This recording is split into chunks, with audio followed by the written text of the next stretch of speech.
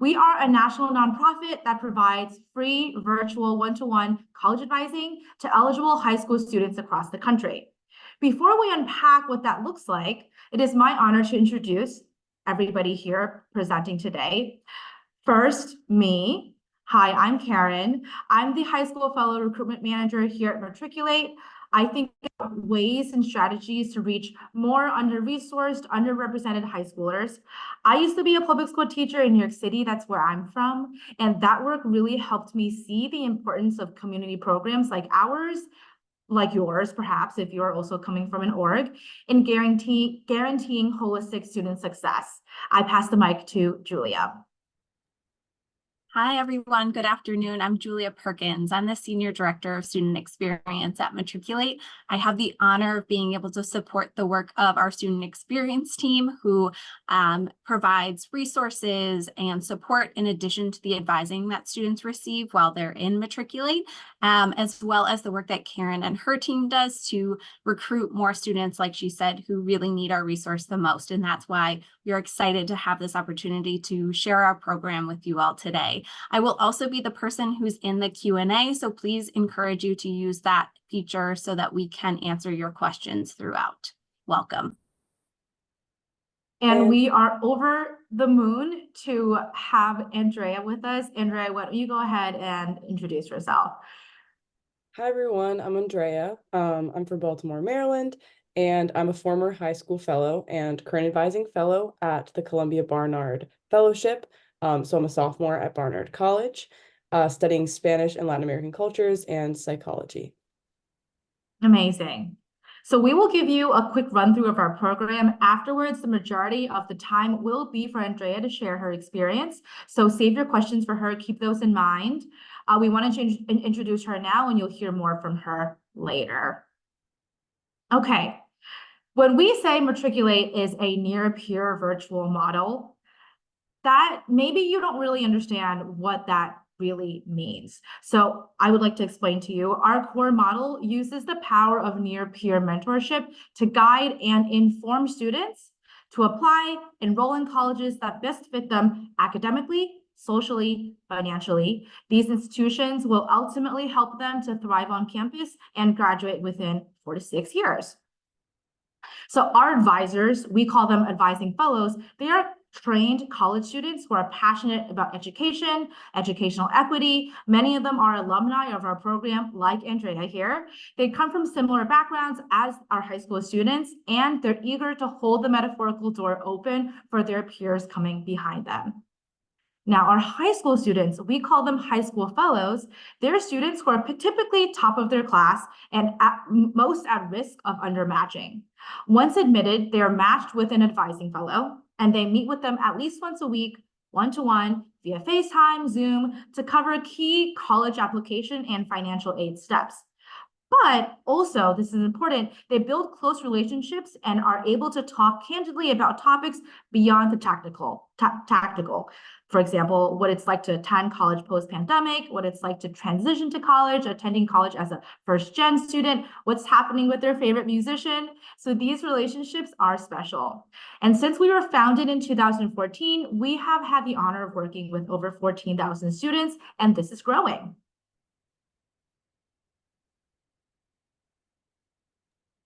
Great.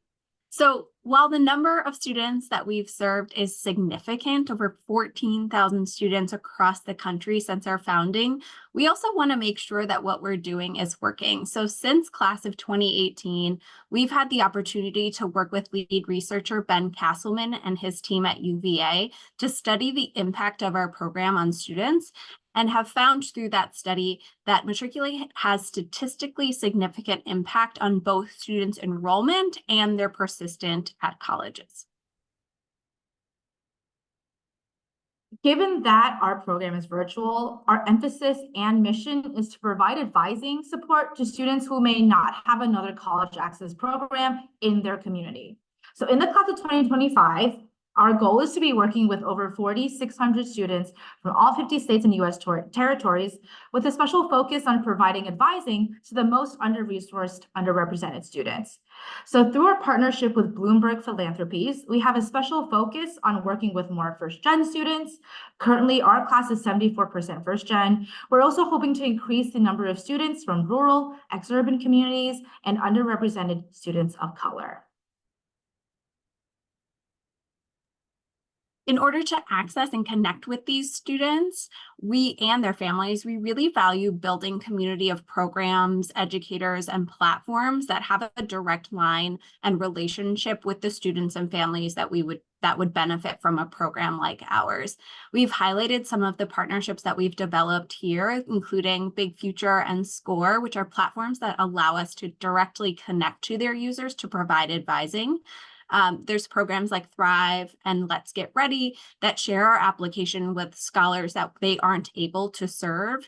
And then there's programs like Schoolhouse and Ed Equity that provide phenomenal education programming that we then supplement with college access advising.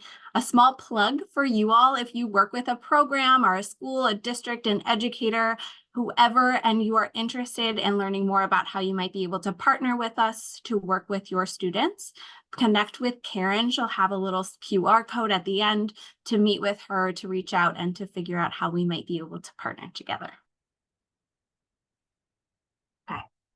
So here are our eligibility requirements for high schoolers. They have to be on track to graduate high school in 2025. They have to have a family income of less than 90,000. They are attending high school in the US, but no citizenship requirement. So DACA and undocumented students are very welcome. A standardized test score in the 90th percentile. If the student does not, or opting out of testing entirely, that's totally fine. We have a test optional portion that's part of the application and easy to fill out. Okay, here is the process. Again, it just takes 5 minutes to apply. Our application just launched February 1st, and we are lowering the barrier to entry. So there's no documentation, no essays or letters of recommendation required. Students self-report their basic background information, GPA, test scores.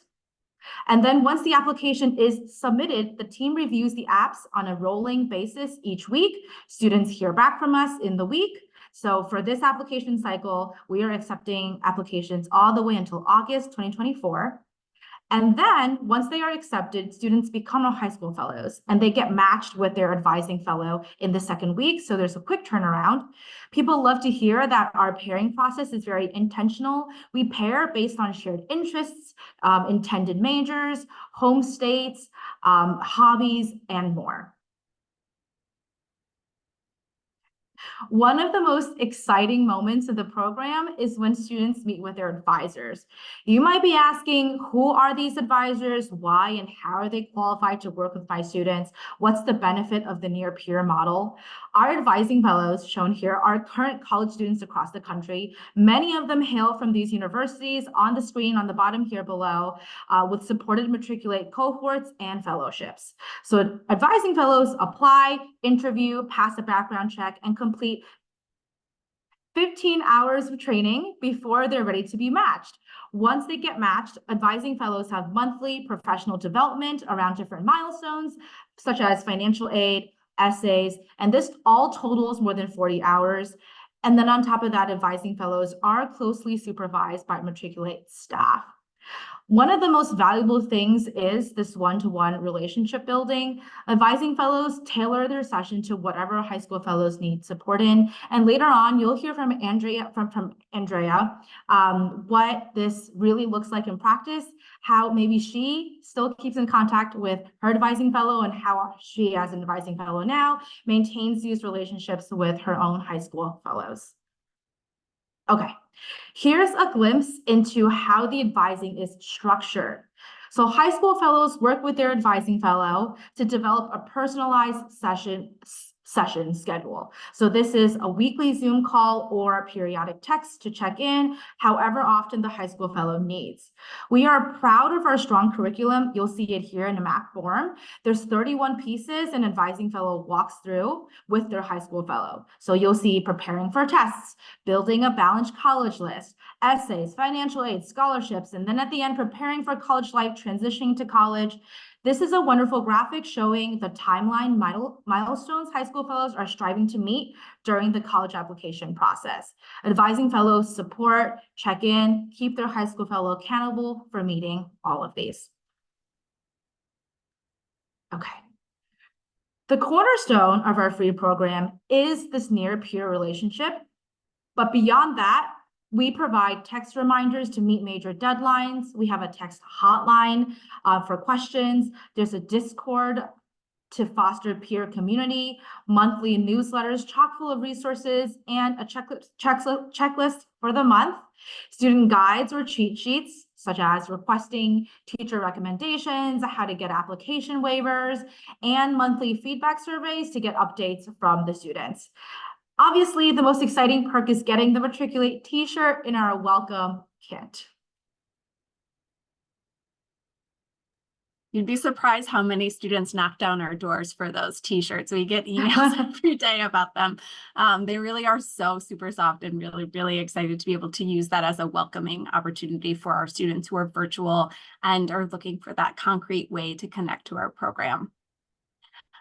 This is a list of our top attended colleges from the last class, from our class of 2023. And while we're excited to share this list and really proud of it, the schools our students attend are vast and varied. They're attending hundreds of different colleges and universities across the United States, including public state schools like my alma mater, University of Minnesota, to small liberal arts schools, what a mouthful, Ivy League schools, and everywhere in between.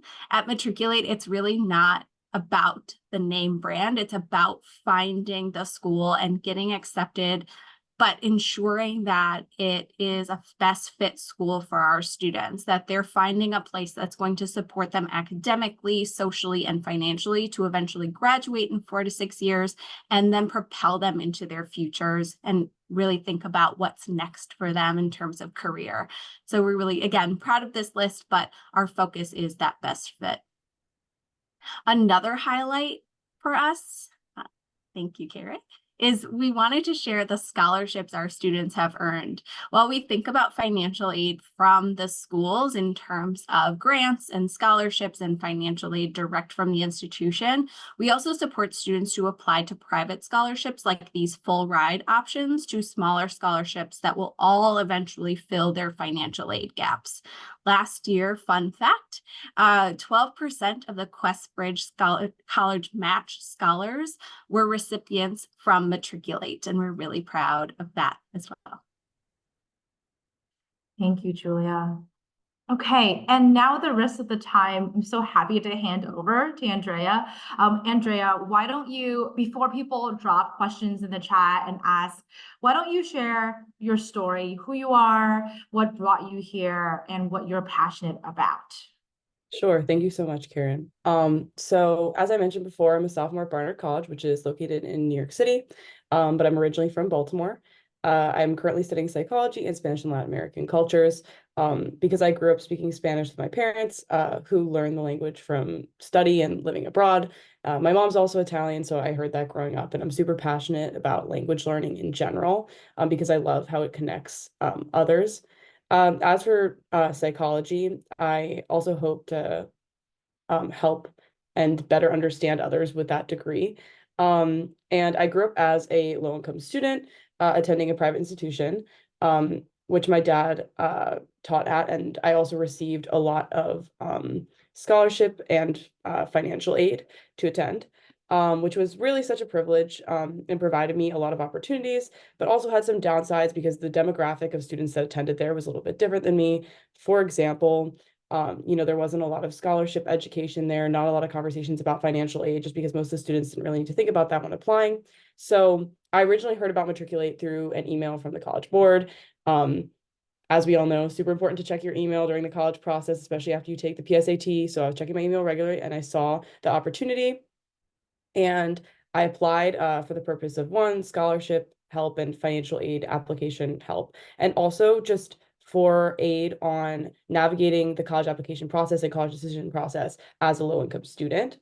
So in terms of what I do now, one thing that I was really excited about when I applied and chose Barnard was that we have a Matriculate fellowship here. So I currently work as an advising fellow. I also work on the advising fellow leadership team in recruitment at my fellowship. And as an advising fellow, I currently work with 3 students. So, I'm teaching lessons, editing essays, and just like providing general support. And also getting, regular updates and education. For example, recently we had a webinar on the changes in the FAFSA. So that's just a little bit about me and how I am involved with Matriculate. Thank you so much, Andrea. I think it's always helpful to hear you trace kind of where you started and then the process that you went through as a high school student and then as high school fellow. And then of course it's always amazing to hear you're giving back to your community now as an advising fellow with us. So we are very lucky to have you. I'm going to give everybody, all the attendees here, maybe a minute to drop questions in the chat. Think about what more you would like to know, any confusions you have. You can ask questions that me, Julia, and Andrea can answer. And I really encourage you all to ask clarifying questions now, because we can offer perspectives from both the staff side and from the student side. So I'm going to give everybody 1 minute.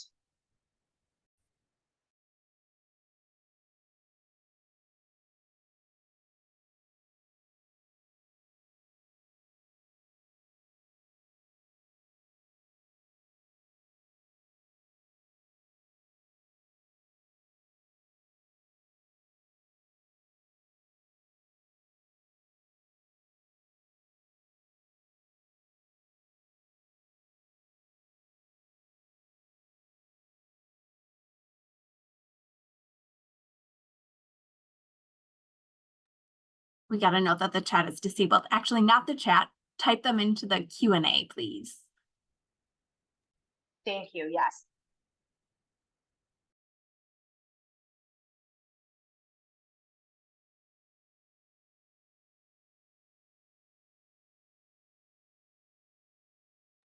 The Q&A button is on the bottom bar of the Zoom window, as a FYI.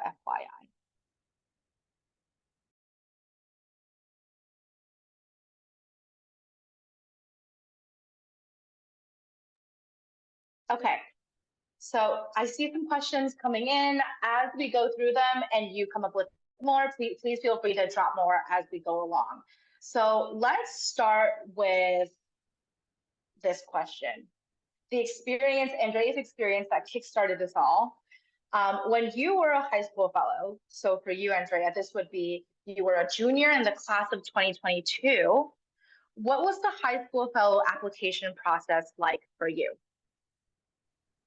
I would definitely say extremely simple, very accessible. Like it was just a few questions. And I remember, I think that the email said, oh, it'll take like 5 minutes. And I was like, I don't know if that's going to be true. I was expecting to open it up and see some sort of like at least a short answer question, but it really did only take a few minutes. And as was previously mentioned, I heard back and got paired relatively quickly. So it was definitely a very accessible process.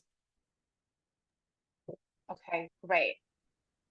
What was your relationship with your advising fellow like when you were a high school fellow?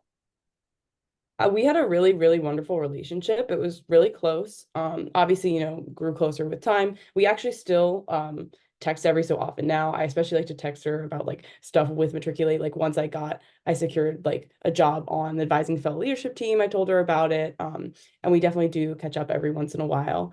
I looked up to her a lot. And also was able to bond relatively easily with her because, as was previously mentioned, we do prioritize intentional pairing. So a lot of times high school fellows and advising fellows will have a similarity oftentimes it'll be like location or potential major slash like actual current major for the advising fellow. And my AF, she went to Johns Hopkins, and I live like 15 minutes away from campus, so we were able to bond over that. And then I really did get, what I was looking for with her. I definitely say the most helpful thing that I received from the process was, help with understanding financial aid.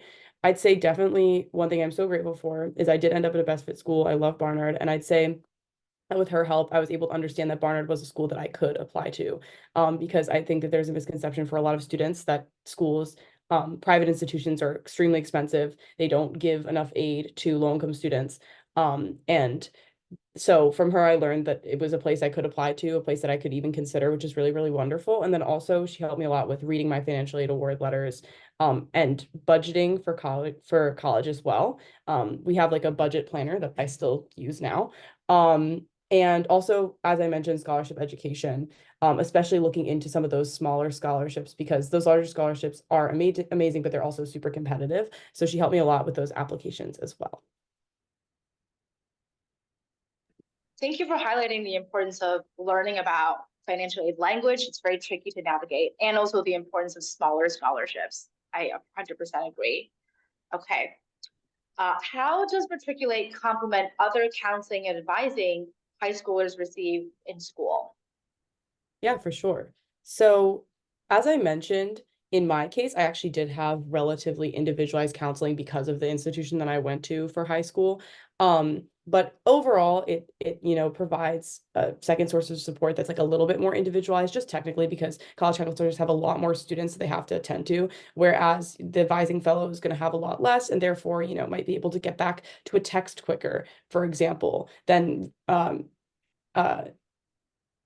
like in contrast to possibly, like a college counselor has a lot of emails that they need to answer. Also, for example, there's going to be like, you're going to have another eye to look at essays, that can spend more time with those essays. Like, for example, I think me and my advising fellow went through like 12 drafts of my personal statement. And also the original draft, I have to add, because I need to give her the credit that she deserves, was like 1,000 word options. And as we all know, the personal statement is like 600 words. So she really put in the work there on that one. And then I'd also say there's the angle of like peer experience. Obviously, college counselors will have gone through the college application process, but it will have looked relatively different. So not only are you getting help from someone who relatively recently completed the college application process, but also you're going to get to talk to someone who's currently in college about what it's like to adjust to school, to find your place, to help pick a major if that's something that you're worrying about. So that extra support is also a great supplement as well. And then just because that individualized model, it's also super helpful that a lot of those resources are directed towards low-income students. As I mentioned in my example, my school didn't really talk a lot about resources for low-income students. And so it was a great complement to the counseling that I got at school, that I was able to talk more individually about like these smaller scholarships, how to read a financial aid award letter, how to budget in college, which is stuff that I was already thinking about, perhaps, earlier than like other students at my school, for example. Yeah. Okay, thank you for sharing. I got a few questions now about your perspective, Andrea, as an advising fellow. So now like the other side of the coin.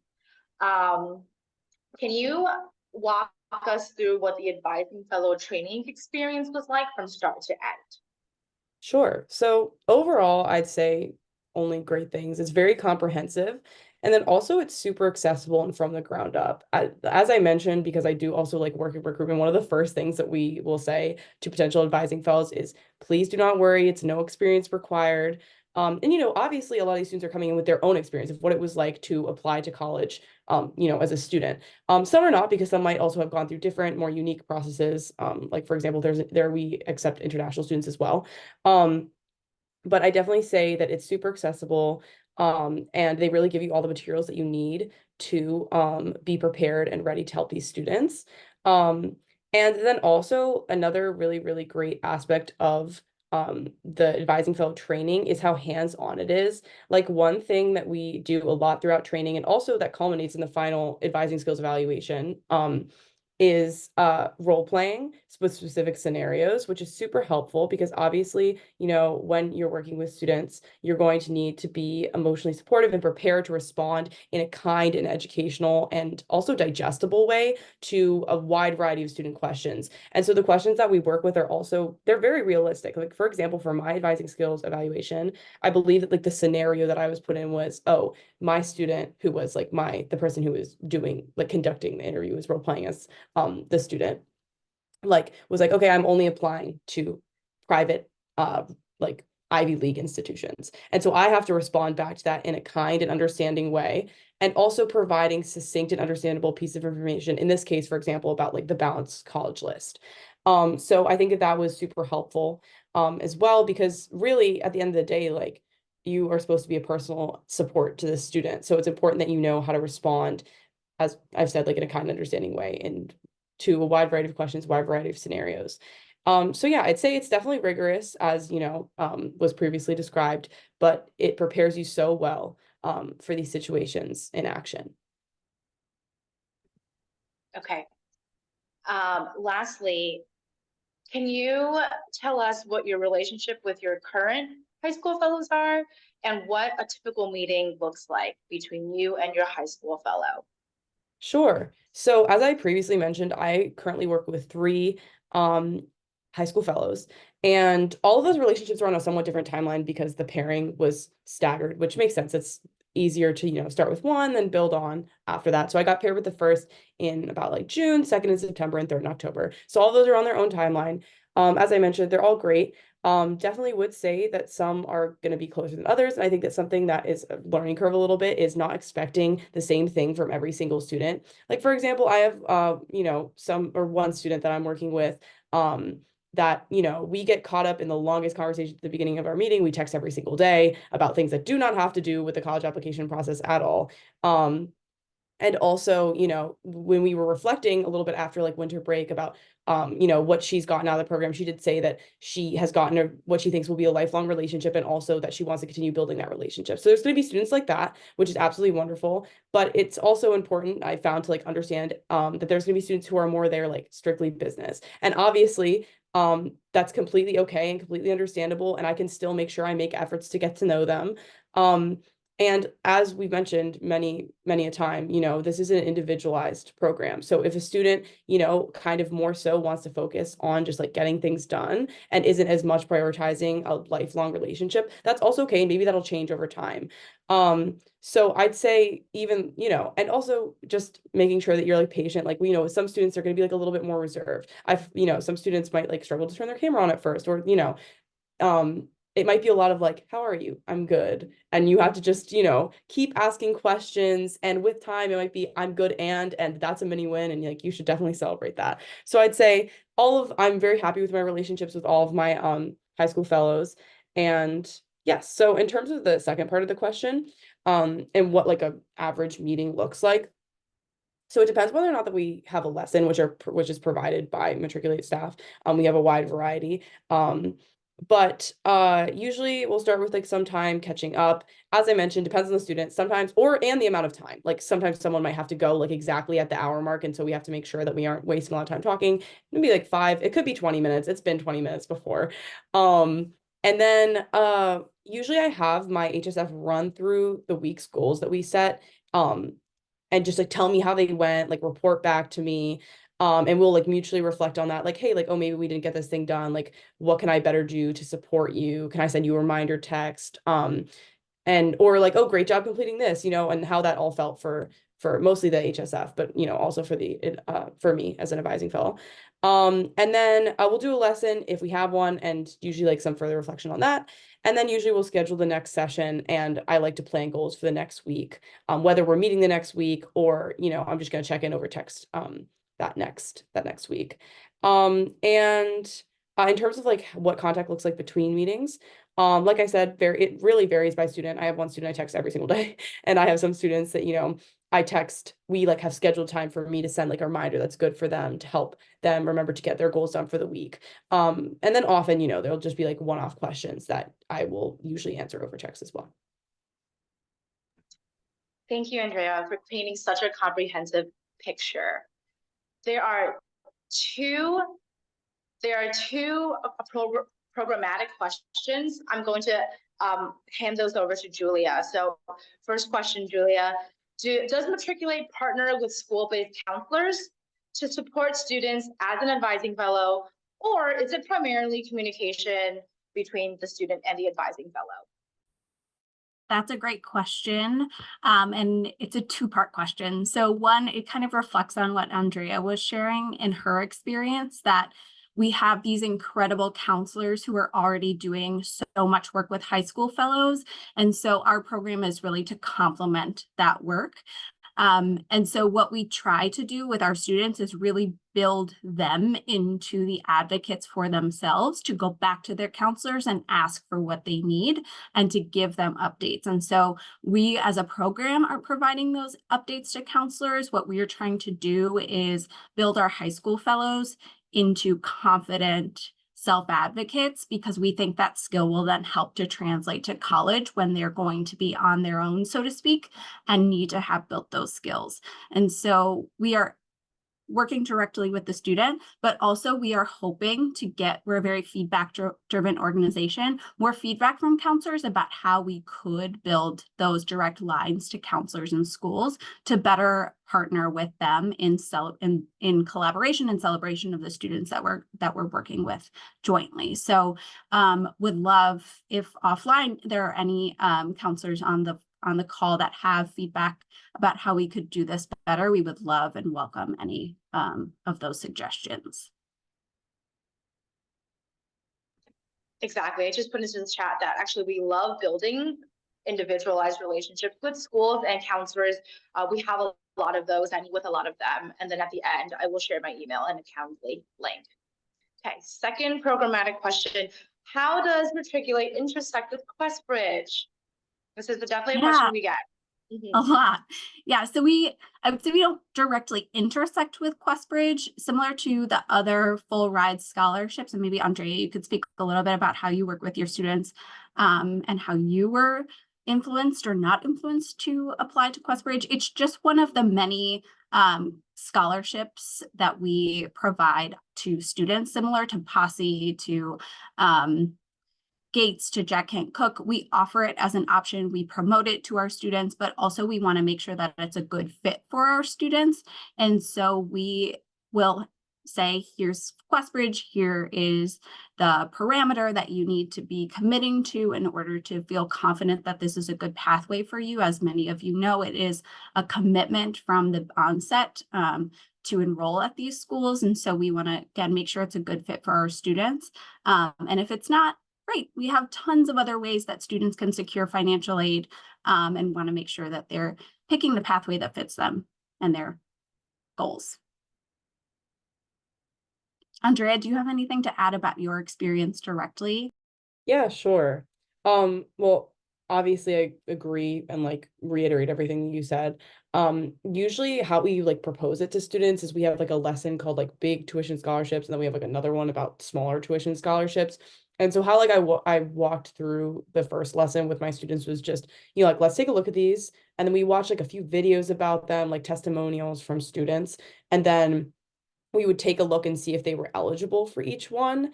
And, QuestBridge is unique because, as you mentioned, like there's a certain amount of schools that you can be paired with, and you definitely probably should not apply if you're not, for example, like looking at that type of school, or you're not interested in the options. So, I had a few students apply, some students who like weren't eligible. And yeah, I think it's at the end of the day, it's a student decision, but we do encourage it because it is a great opportunity. And then from my personal experience, I believe that I wasn't eligible, so I did not apply. But I did apply to Jack and Cook, for example. So yeah, we just like coach the students through it if they feel that that's something that, would be good for them. But it isn't a direct partnership, as you said. It just happens to be like, well, I don't want to say coincidental because that negates like the hard work of our students and us, but like it is not something that like is a direct partnership. Exactly, not a direct partnership. And we have a lot of students who do get that scholarship, and it's through their own work and their advising fellows coaching them through it. Okay, We are nearing the end of our presentation. Everybody, thank you so much. I want to end this info session with some calls to action. And depending on who you are and why you have come to this info session, if you are a student, hello, our application launched 2 weeks ago. And if you see here, we have the QR code you can scan. We have the link below. We send out all of these slides to you at the end. So don't worry, you don't have to scan it now. You'll get this. And please fill out our 5-minute application. The second thing you can do is if you want to stay updated on tips and other opportunities coming your way, we have a student newsletter. You can join it through the QR code or the link as well. If you are a family member, first of all, very sweet that you are coming here to support your child. Again, you can share this 5-minute application. The application link and the code are on the side. You can nominate your child as well. We have a nomination form that's open.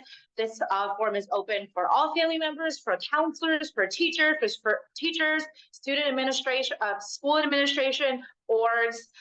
And all you have to do is put your child's name and their email. We reach out with next steps and the application, and we encourage them to apply.